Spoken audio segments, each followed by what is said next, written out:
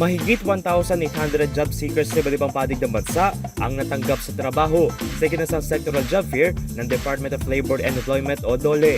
Nakatugon ang naturang job fair para sa mga displaced construction worker at mga senior high school graduate ng Technical Vocational Livelihood Track kabilang ang mga ALS learner.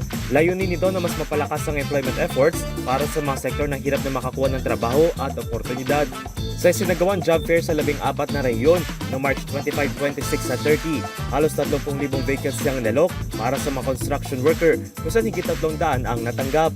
Nakipagtulungan naman ng DOLE sa Department of Education o DepEd para naman sa nationwide job fair para sa mga magtatapos ng senior high school at alternative learning system. Mula sa higit 7,000 mag-aaral ay natanggap ang abot sa 1,700 na estudyante mula sa inalok na higit 43,000 na trabaho. Samantala patuloy pa rin sa pakikipagtulungan ng DOLE sa mga lokal na pamalaan at iba pang ahensya upang mas mapalakas pa ang employment services at mas matulungan ng mga apektadong sektor na makahanap ng trabaho. Para sa DZRH TV, ito si Dustin Bayog. Una sa Pilipinas, una sa Pilipino.